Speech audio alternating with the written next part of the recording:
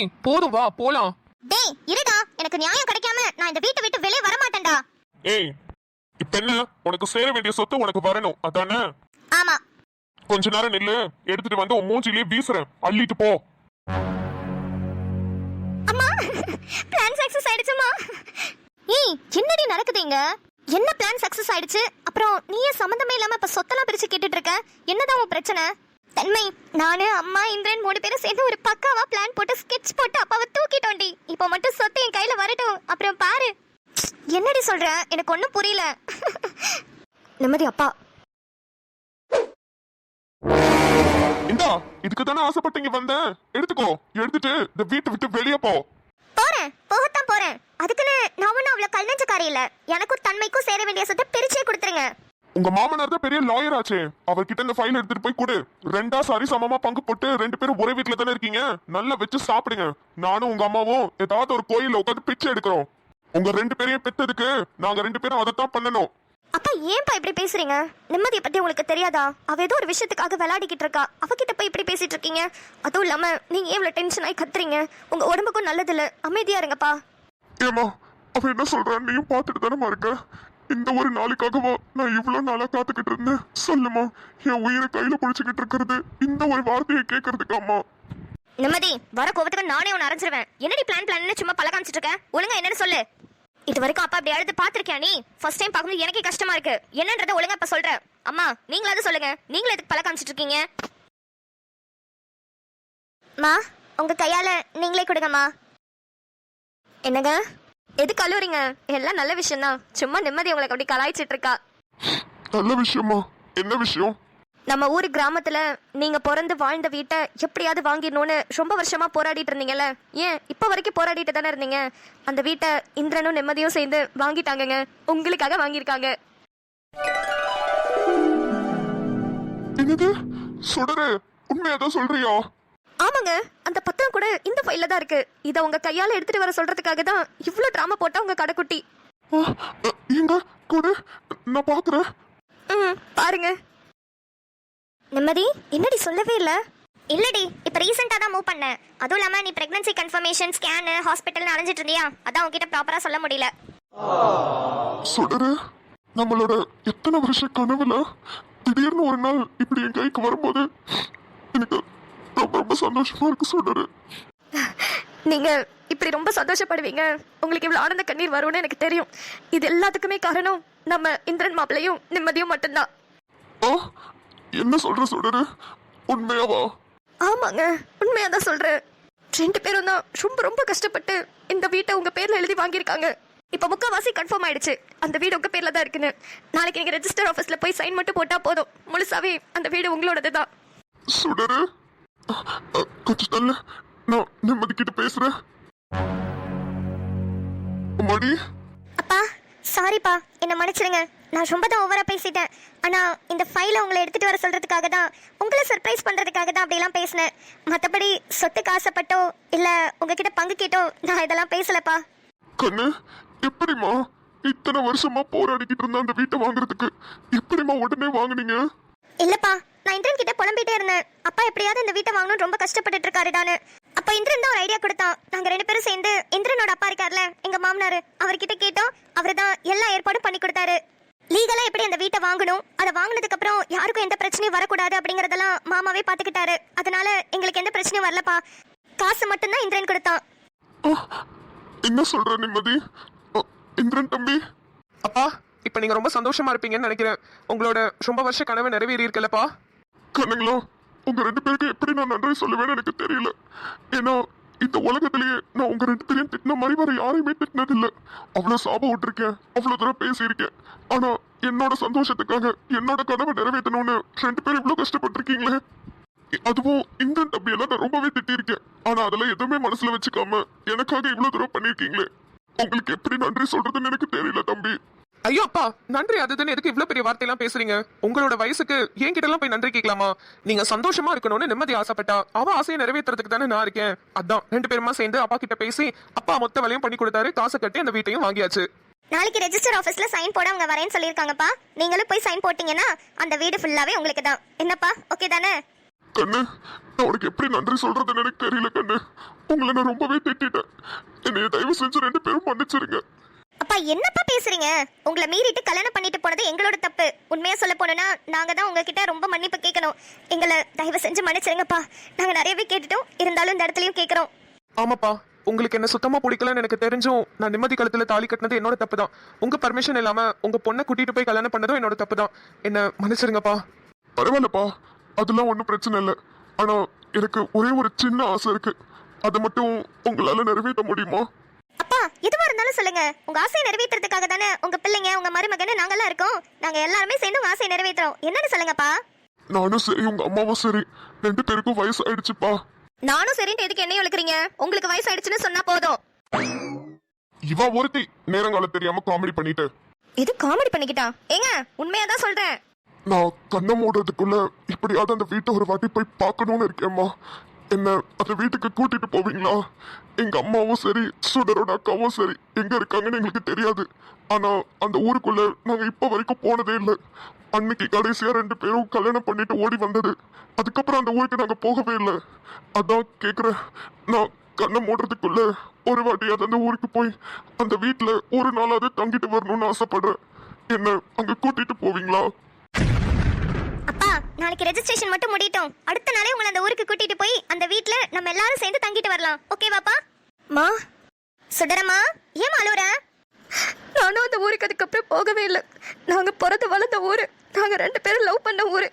இப்போ வரைக்கும் அது எப்படி இருக்குன்னு நாங்கள் பார்த்தது கூட இல்லை. எங்கள் அக்கா எங்கே இருக்கான்னு தெரியல, அவரோட அம்மா எங்கே இருக்காங்கன்னு தெரியல. எனக்கு என்ன பண்ணுறதுன்னு தெரியல. இப்போ அந்த ஊருக்கு போகிறதுக்கே குற்ற உணர்ச்சியாக இருக்கு. எல்லாரையும் சாவடிச்சிட்டோமே, எல்லாரோட வாழ்க்கையும் எங்களால் போயிடுச்சு நினைக்கும் போது கஷ்டமாக இருக்கு. அம்மா நீங்க எந்த தப்பு பண்ணல. கல்யாணம் பண்ணதெல்லாம் ஒரு குத்தோன்னு அவங்க எல்லாரும் இவ்வளவு ரியாக்ட் பண்ணாங்கன்னா அதுக்கு நீங்க என்னமா பண்ணுவீங்க? விடுங்க. ஆமாமா, அவங்க கிடக்குறாங்க. இப்ப நம்மளுக்கு தேவை பெரியம்மாவையும் பாட்டியும் கண்டுபிடிக்கிறது, அந்த ஊர்ல போய் ஜாலியா இருக்கிறது. அதுதான் இப்ப நம்மளுக்கான டாஸ்க். அதுவா தான் இருக்கும். சரியாமா?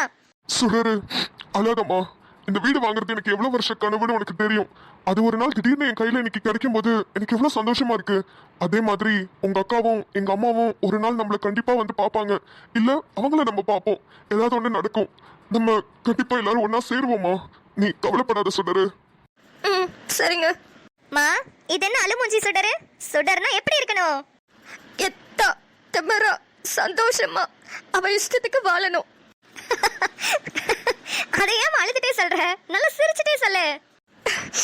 எத்தா திமிரா சந்தோஷமா அவ இஷ்டத்துக்கு வாழணும். இதுதான் சுடருக்கு அழகு. நிறைமதி, நிறைமதி. ஷீலா வா உள்ள. என்ன நிறைமதி, ஃபங்க்ஷனுக்கு எதுவும் போறியா? ஆமா ஷீலா, என் மச்சான் பையன் ஆதிக்கு கல்யாணம் ஆயிடுச்சுல, அக்கா வர சொன்னாங்க. அப்படியே அவங்கள பார்த்துட்டு ஆஃபீஸ்க்கு போகணும். கல்யாணத்துக்காக 1 வாரம் லீவ் போட்டேன்னா இதுக்கப்புறம் லீவ் கேட்டா கொடுக்க மாட்டாங்க. அதான் இன்னைக்கு கொஞ்ச நேரம் பெர்மிஷன் கேட்டிருக்கேன். போய் ஆதித்யாவையும் நிலாவையும் பார்த்துட்டு அப்படியே ஆஃபீஸ்க்கு போகணும். ஆமா நீ என்ன ஷீலா காலங்காத்தாலே வந்திருக்க? அது ஒன்றும் இல்லை நிறைமதி, உன்கிட்ட சொல்றதுக்கு என்ன, வீட்டில் சுத்தமா காசே இல்லை, ஒரு பைசா கூட இல்லை. நேத்து தான் இன்ஸ்டால்மெண்ட்ல வாங்கின வாஷிங் மிஷினுக்கும் தையல் மிஷினுக்கும் காசை கட்டினேன். அடி பாவி, காசே இல்லைன்னு வாழுக, ஆனா இன்ஸ்டால்மெண்ட்ல வாங்கின வாஷிங் மிஷின், இன்ஸ்டால்மெண்ட்ல வாங்கின தையல் மிஷினுக்கு காசு கட்டு வாழுக. நான் வேற டிக்டாக்ல எப்படியாவது ஃபேமஸ் ஆயிடலான்னு 2 மாசத்துக்கு முன்னாடி தான் இஎம்ஐல போனை வாங்கினேன். போனை வாங்கினதுக்கு அப்புறம் தான் தெரிஞ்சது டிக்டாக்கே நம்ம ஊர்ல இல்ல, தடை பண்ணிட்டாங்கன்னு. அதுக்கு என்ன பண்றது, வாங்கின போனை திருப்பி கொடுக்கவும் மனசு வரல. ஷீலா சீக்கிரம் சொல்லு என்ன வேணும்னு, எனக்கு வேற ஆஃபீஸ்க்கு டைம் ஆகுது. அடடே ஆமால, நீலாம் வேலைக்கு போற பொம்பளை, உனக்கு என்னப்பா ஜாலியா காலையில போயிட்டு சாயந்தரம் தான் வருவேன். வீட்டு வேலையெல்லாம் செய்யறதுக்கு ஆள் வச்சிருக்க. நைட்டு வந்தோடனே சமைச்சு சாப்பிட்டுட்டு ஜாலியா தூங்குவேன். ஆனா நாங்க அப்படியா, காலையில எந்திரிச்சு துணி துவைக்கிறது, பாத்திரம் வளர்க்கறது, வீடை கூட்டுறது, துடைக்கிறதுன்னு எவ்வளவு வேலை இருக்கும் தெரியுமா? அதுக்கப்புறம் சாயந்தரம் வந்தா பிள்ளைங்க வருவாங்க, அவங்களுக்கு சொல்லி தரணும், அவங்களுக்கு சமைச்சு போடணும். நைட்டு எல்லா வேலையும் முடிச்சுட்டு லைட் ஆஃப் பண்ணிட்டு தூங்குறதுக்கே மணி 11 ஆயிடும். வயலட்டு மண்டை வந்த விஷயத்த சொல்ல மாட்டேங்கிறாளே, எனக்கு வேற ஆஃபீஸ்க்கு லேட் ஆகுது. ஷீலா நான் வேணா சாயந்தரம் உங்க வீட்டுக்கு வந்து நீ புலம்புறதெல்லாம் கேக்கிட்டா? இப்ப எனக்கு ஆஃபீஸ்க்கு லேட் ஆகுது ஷீலா. அஷிஷோ மறுபடியும் மறந்துட்டேன் பாரு, நீ வேற ஆபீஸ்க்கு போற பொம்பளை. ஏய் நில்லு நில்லு நில்லு. இல்ல அடுப்புல குழம்பு கொதிக்குது, தாளிக்கிறதுக்கு கடுகு இல்ல, அதை வாங்கிட்டு போலான்னு தான் வந்தேன். ஏ ஷீலா அத வந்தோடனே கேட்க வேண்டியதானே கடுகு கொடுன்னு. இவ்வளவு நேரமா வளவளன்னு பேசிட்டு இருப்பியா? அம்மா ஹாய் ஷீலா ஆண்டி. சாய் எப்படி பாருக்க? நல்லா இருக்கேன் ஆண்டி. அம்மா எனக்கு டைம் ஆயிடுச்சு, நான் பொட்டிக்கு கிளம்புறேன். சாய் சாப்பிட்டியா? இல்லம்மா நான் ராஜேஷ் அண்ணா அமுச்சு விடுறேன், அவங்கள்ட்ட கொடுத்து விடுங்க, நான் இப்ப கிளம்புறேன், எனக்கு டைம் ஆகுது. சாய் சாப்பிட்டு போடி. கொடுத்து விடுங்கம்மா, எனக்கு லேட் ஆகுது. ஏய் இன்னைக்கு ஆதி அண்ணா வீட்டுக்கு போகணும்டி, ஞாபகம் இருக்கா? ஞாபகம் இருக்குமா. பொட்டிக்கு போயிட்டு அப்படியே ஜனனியை பிக்கப் பண்ணிட்டு ஆதி அண்ணா வீட்டுக்கு வந்துடுறேன், நீங்க அங்க வந்துடுங்க. பாரு ஷீலா, ஒரு 4 வாய் நிம்மதியா சாப்பிட்டுட்டு போறாளான்னு எப்படி ஓடுறா பாரு. இப்படிதான் தினமும் பண்ணிக்கிட்டு இருக்கா. எனக்கு இவங்க 2 பேரும் நினைச்சாலே கவலையா இருக்கு. ஒரு தேனடானா சாப்பிடாம ஓடுறா, ஒரு தேனடானா 7:30 மணிக்கு முகூர்த்தோட காலையில 3 மணிக்கு எந்திரிச்சு மேக்கப் போட போயிட்டா. இப்படியே இந்த 2 பிள்ளைங்களும் இருந்தா நான் என்னதான் ஷீலா பண்றது? சாப்பிட மாட்டேங்குது, ஒழுங்கா தூங்க மாட்டேங்குதுங்க. இதுல அவளுக்கு செமஸ்டர் எக்ஸாம் வேற ஆரம்பிக்க போகுது. படிக்கிறதா இல்ல இந்த மாதிரி மேக்கப் போட்டு சுத்துறதா எதை சொன்னாலும் கேட்கவே மாட்டாளுங்க. அட நிறை, இப்படி எல்லாம் பிள்ளைங்களை பெத்து வச்சிருக்கு நீ கொடுத்து வச்சிருக்கணும். அதாவது பாரு, டிக்டாக்க பண்ணிட்டு போனை நோண்டிக்கிட்டு எனி டைம் பல்ல காமிச்சு அவன்கிட்டயாவது பேசிக்கிட்டுன்னு சுத்திக்கிட்டு இருக்குங்க. வெட்டியா நேரத்தை போக்கிட்டு இருக்குங்க. ஆனா உன் பிள்ளைங்க 2 முத்து மாதிரி 2 எப்படி சம்பாதிக்க ஓடுதுங்கன்னு பாரு. அதுங்க 2 சொந்த கால நின்னு சாதிச்சிருக்குங்க. அதை நினைச்சு நீ பெருமைப்படாம என்ன நிறை நீனு? ஒரு பக்கத்து நினைச்சா பெருமையா தான் ஷீலா இருக்கு. ஆனா இன்னொரு பக்கத்து பார்த்தா இப்படி உடம்புக்கு எடுத்துக்கிட்டு சுத்துதுங்களே. ஒண்ணு சாப்பிட மாட்டேங்குது, ஒண்ணு சரியா தூங்க மாட்டேங்குது. இப்படி சுத்திட்டு இருந்துச்சுன்னா கடைசியில எதிர்காலத்துல ஏதாவது பிரச்சனை வந்துச்சுன்னா என்ன ஷீலா பண்றது? அதெல்லாம் உன் நல்ல மனசுக்கும் அதுகளோட நல்ல குணத்துக்கும் ஒரு பிரச்சனையும் வராது. நீ எதுக்கு கண்டதெல்லாம் கடையதெல்லாம் யோசிச்சுட்டு இருக்க? சரி ஷீலா, நான் வேற ஆபீஸ்க்கு போறத மறந்துட்டு உன்கிட்ட புலம்பிட்டு இருக்கேன் பாரு. இரு, நான் கடுகு எடுத்துட்டு வந்துடுறேன். ஆமா ஆமா, நீ யாருப்பா ஜாலியா ஆபீஸ்க்கு போற பொம்பளை?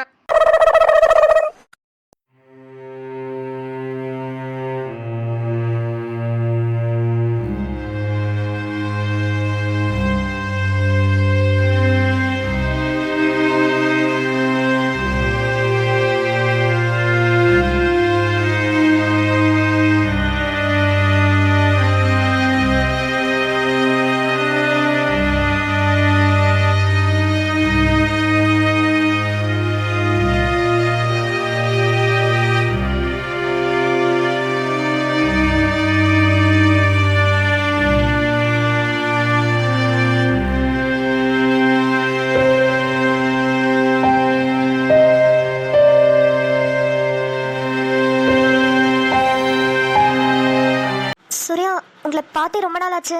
எப்படி இருக்கீங்க? ஏதோ இருக்கேங்க. ஏதோ இருக்கீங்களா? என்னாச்சு சூர்யா? எதுவும் பிரச்சனையா? இல்லைங்க, அதெல்லாம் ஒன்றும் இல்லை. நான் என் பிரச்சனையெல்லாம் சொல்லி உங்ககிட்ட புலம்பி நீங்க தேவையில்லாம அட்வான்டேஜ் எடுத்துக்கிட்டீங்கன்னு என்னை திட்டுவீங்க. எதுக்கு தேவையில்லாத பேச்சு? நீங்க போங்க, நான் பாத்துக்கிறேன். சூர்யா, ரொம்ப சாரி. அன்னைக்கு நான் லூசு மாதிரி உங்களை வந்து கத்திட்டு போயிட்டேன். ஆனா உங்களை பேசிட்டு போய் உங்களை விட நான் தான் ரொம்ப ஃபீல் பண்ணேன் தெரியுமா? நான் அதுக்கப்புறம் உங்களுக்கு சாரி நான் அத்தனை வாட்டி மெசேஜ் பண்ணேன். ஆனா நீங்க திட்டின அன்னைக்கு வந்தது வாட்ஸ்அப்க்கு. அதுக்கப்புறம் நீங்க ஆன்லைன்கே வரல. என்னாச்சு சூர்யா? நீங்க திட்டினதோடி நான் வாட்ஸ்அப் அன்இன்ஸ்டால் பண்ணிட்டேங்க. அதான் எனக்கு மெசேஜ் வரல. சூர்யா, என்ன சொல்றீங்க? நான் திட்டினதுனால நீங்க வாட்ஸ்அப்பை அன்இன்ஸ்டால் பண்ணிட்டீங்களா? ஆமாங்க, வாழ்க்கையை வெறுத்து போச்சு. நிறைய பிரச்சனை, நிறைய சண்டை, ஷோ, என்னால முடியல. நீங்களும் என்ன திட்டிட்டீங்களா? அதான் வாட்ஸ்அப்ல அன்இன்ஸ்டால் பண்ணிட்டு எங்கேயாவது போயிடலாமான்னு இருக்கு. எனக்கு அவ்வளவு தூரம் ஃப்ரஸ்ட்ரேஷனா இருக்கு. Surya, I'm so sorry. உங்க லைஃப்ல வேற என்ன பிரச்சனை போய்கிட்டு இருக்குன்னு எனக்கு தெரியல. ஆனா என்னால உங்க மனசு ரொம்ப கஷ்டப்பட்டிருக்குன்னு மட்டும் தெரியுது. I'm so sorry Surya. பரவாயில்ல சாய், நீங்க என்ன பண்ணுவீங்க? உங்க சைட்ல இருக்கிற நியாயத்தை நீங்க சொல்லிட்டீங்க. ஆனா என் சைட்ல இருக்கிற நியாயத்தை கேட்கறதுக்கு கூட ஆள் இல்ல. எங்க அப்பால இருந்து என் தங்கச்சியில இருந்து இப்ப யாருமே என்கிட்ட பேச மாட்டாங்க. இப்போ யாருமே இல்லாத அனாத மாதிரி இங்க உட்காந்துருக்கேன். எங்க அம்மா மட்டும் இந்த இடத்துக்கு உயிரோட இருந்திருந்தா என்ன இப்படி விட்டுருப்பாங்களான்னு தெரியல. அந்த அளவுக்கு என் மேல பாசமா இருப்பாங்க. சூர்யா, ப்ளீஸ் அழாதீங்க. நீங்க பேசுறதே ரொம்ப கஷ்டமா இருக்கு. ரொம்ப தனியா இருக்கேன் சாய். என் சோகத்தை, என் சந்தோஷத்தை ஷேர் பண்றதுக்கு கூட ஆள் இல்ல. அவ்வளவு தூரத்துக்கு தனியா இருக்கேன். இல்ல, எனக்கு புரியல சூர்யா. என்னாச்சு? அப்பா டிஸ்சார்ஜ் ஆகி நல்லா தானே இருந்தாரு. இப்ப நம்ம அப்பா கிட்ட பேச மாட்டேன்றீங்க. அப்புறம் உங்க தங்கச்சி கூட உங்ககிட்ட நல்லா தானே பேசுவாங்கன்னு சொல்லியிருக்கீங்க. அப்புறம் என்னாச்சு? அது என் தங்கச்சிக்கு திடீர்னு கல்யாணம் ஃபிக்ஸ் பண்ணாரு எங்க அப்பா. ஆனா அந்த பையன் சரியே கிடையாது. நான் அவ்வளவு தூரம் சொல்லியும் என் தங்கச்சியும் என் பேச்சு கேட்கல, எங்க அப்பாவும் என் பேச்சு கேட்கல. அவளுக்கு இப்ப கல்யாணமும் ஆயிடுச்சு. கடைசி எங்க அப்பா கிட்ட சண்டை போட்டு வந்துட்டேன். என் பேச்சை கேட்காத உங்க 2 பேர்கிட்டயும் பேசவே மாட்டேன்னு. சூர்யா, ஒரு அண்ணனா கூட பிறந்த தங்கச்சி வாழ்க்கை யாரும் கெடுக்கணும்னு நினைக்க மாட்டாங்க. ஆனா நீங்க ஒரு பையனை வேணான்னு சொல்லியும் உங்க அப்பாவும் தங்கச்சியும் பிடிவாதமா அந்த பையனை கல்யாணம் பண்ணிருக்காங்கன்னா விடுங்க சூர்யா. ஒரு நாள் கண்டிப்பா உங்ககிட்ட வந்து நிப்பாங்க. நீ சொன்னது தான்ப்பா கரெக்ட், அந்த பையன் சரியில்லைன்னு கண்டிப்பா வந்து நிப்பாங்க பாருங்க. இல்ல சாய், அப்படி சொல்லாதீங்க. என் தங்கச்சி அவ வாழ்க்கையில ரொம்பவே கஷ்டப்பட்டிருக்கா. அட்லீஸ்ட் கல்யாணம் ஆனதுக்கு அப்புறம் என் தங்கச்சியை புரிஞ்சுக்கிட்டு அந்த பையன் நல்லா வச்சுக்கணும், என் தங்கச்சி நல்லா இருக்கணும். அப்படிதான் நான் கடவுளை இப்ப வரைக்கும் வேண்டிக்கிட்டு இருக்கேன். கவலைப்படாதீங்க சூர்யா. உங்களோட இந்த நல்ல மனசுக்காகவாது உங்க தங்கச்சி நல்லா இருப்பாங்க, உங்ககிட்ட வந்து பேசுவாங்க. ரொம்ப தேங்க்ஸ் சாய். யாருமே இல்லாம ரொம்ப கஷ்டப்பட்டுட்டு இருந்தேன். கரெக்டான நேரத்துல கடவுளா பார்த்து உங்களை அமுச்சு விட்டுருக்காருன்னு நினைக்கிறேன். உங்ககிட்ட பேசினதுக்கு அப்புறம் கொஞ்சம் ரிலாக்ஸ்டா இருக்கு. சூர்யா, இந்த தனிமையில் இருக்கிறது, டிப்ரெஷனில் இருக்கிறது, இதெல்லாம் எவ்வளோ கஷ்டம்னு எனக்கு நல்லாவே தெரியும். நான் அதெல்லாத்தையும் ஃபேஸ் பண்ணிட்டு தான் சூர்யா வந்திருக்கேன். அதனால தான் எனக்கு உங்ககிட்ட ஆறுதலாக பேச முடியுது. என்ன சாய் சொல்றீங்க? நீங்க டிப்ரெஷன்ல இருந்திருக்கீங்க, தனிமையில இருந்திருக்கீங்களா? ஏங்க அவ்வளவு பெரிய பொட்டிக் வச்சு நடத்துறீங்க, பத்தாததுக்கு கேக் பிசினஸ்லாம் பண்றீங்க, உங்களுக்கு எப்படிங்க டிப்ரெஷன் வரும்? சூர்யா, இப்போ நீங்க பார்க்கறது உண்மை கிடையாது. இதுக்கு முன்னாடி நான் எவ்வளோ போர்க்களத்தை ஃபேஸ் பண்ணிட்டு வந்திருக்கேன்னு உங்களுக்கு தெரியாது. அதெல்லாம் தாண்டி வந்ததுக்கு அப்புறம் தான் இந்த மாதிரி எனக்கு ஒரு தைரியம் வந்துச்சு. ஒரு பெரிய பிசினஸ் விமன் ஆகணும், இந்த உலகத்துக்கு நான் யாருன்னு ப்ரூவ் பண்ணணும்னு எனக்குள்ள ஒரு வெறி வந்துச்சு. அதுக்கப்புறம் தான் சூர்யா இந்த பொட்டிக், இந்த கேக் பிசினஸ் இதெல்லாம். அதுக்கு முன்னாடி வரைக்கும் நான் ஜஸ்ட் சாய் மட்டும்தான். ஆனா நீங்க சூப்பருங்க. ஒரு பெண்களுக்கும் ஒரு நல்ல முன்னுதாரணமா இருக்கீங்க. இருக்கனானு தெரியல, ஆனா இருந்தா நல்லா இருக்கும். ரொம்ப ரொம்ப தேங்க்ஸ் சாய். உங்ககிட்ட பேசினது எங்க அம்மா கிட்ட பேசின மாதிரி ஒரு ஃபீல் கிடைக்குது. எனக்கு தெரிஞ்சு நான் ரொம்ப டிப்ரெஷன்ல இருக்கிறத பார்த்துட்டு எங்க அம்மா ரொம்ப ஃபீல் பண்ணிருப்பாங்கன்னு நினைக்கிறேன். அவங்க தான் உங்களை அமுச்சு விட்டுருப்பாங்கன்னு நினைக்கிறேன். சூர்யா, நான் ஒன்று சொல்லவா? அடிக்கடி நீங்க என்கிட்ட பேசும்போதெல்லாம் எங்க அம்மா கிட்ட பேசுற மாதிரி ஃபீல் ஆகுதுன்னு சொல்றது எனக்கு ரொம்ப சந்தோஷமா இருக்கு. சாய், உங்களுக்கு ஒண்ணு தெரியுமா? நான் எப்பெல்லாம் கஷ்டப்பட்டாலோ இல்ல எப்பெல்லாம் சந்தோஷமா இருந்தாலும் எங்க அம்மா மடியில இப்படிதான் படுத்துக்குவேன். உங்களை அம்மாவா நினைச்சு நான் உங்க மடியில கொஞ்ச நேரம் படுத்துக்கிறேன் சாய். தனியாவே இருந்து வெறுப்பாகி போச்சு, நீ வந்ததால என் சோகம் போச்சு.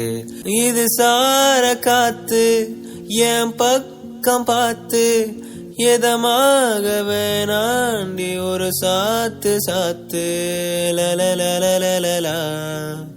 ஓ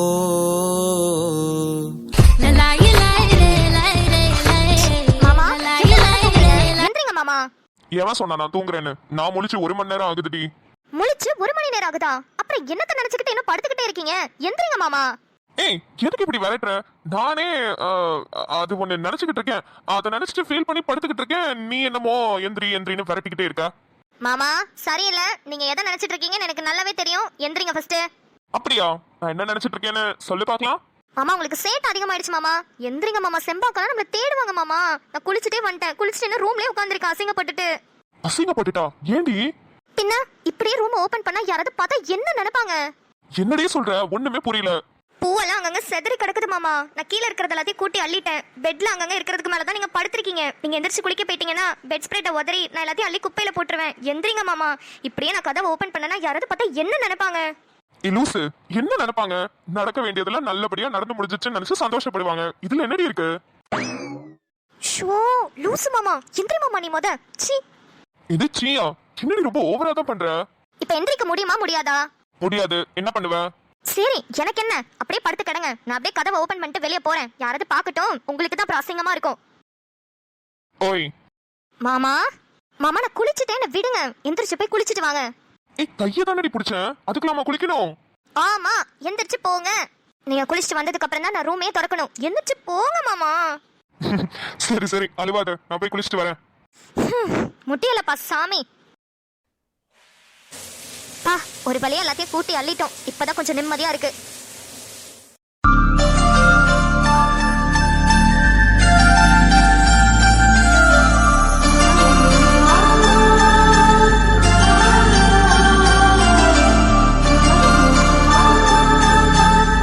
மாமா, காலங்காத்தாலே. ரோஜாமா, சொல்லுங்க மாமா. கல்யாணம் ஆகி ஒரு நாள் ஃபுல்லா என் கூடவே இருந்திருக்க. சந்தோஷமா இருக்கியாமா? ரொம்ப ரொம்ப சந்தோஷமா இருக்கேன் மாமா. என் லைஃப்ல ஆசைப்பட்டது எல்லாமே எனக்கு கிடைச்ச மாதிரி ஒரு சந்தோஷம். அதை என் வார்த்தையால சொல்லவே முடியாது. அந்த அளவுக்கு ரொம்ப சந்தோஷமா இருக்கேன். அப்புறம் உனக்கு ஒன்றும் ப்ராப்ளம் இல்லைல்ல? நல்லா இருக்கல்ல? நல்லா இருக்கேன் மாமா. ஏன், எனக்கு என்ன? இல்ல, அது வந்து என்ன கேக்குறீங்கன்னு புரிஞ்சிச்சு. ஒரு பிரச்சனையும் இல்லை மாமா. நல்லா இருக்கேன். சரிம்மா. ஆனா நான் ரொம்ப கொடுத்து வச்சவா மாமா. ஏமா? இல்ல, படத்துல எல்லாம் பார்த்திருக்கேன். கல்யாணம் என் ஃப்ரெண்ட்ஸ் எல்லாம் சொல்லி கூட கேள்விப்பட்டிருக்கேன்.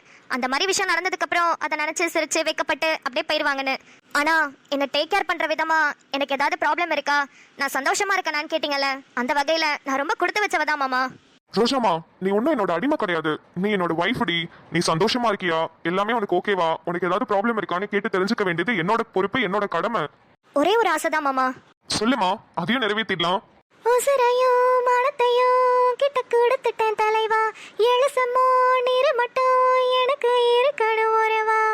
நான் வெள்ளம் கரட்டில் முளைச்ச முட்டு, ஓ வீட்டை எடுத்து வேலி கட்டு, ஓ அண்ணாங்கயத்தில் முடிஞ்சு கிட்டு, ஏன் ஆயுள் முழுக்க அன்ப கொட்டு. கடைசி வரைக்கும் இதே மாதிரி இரு மாமா, அது போதும்.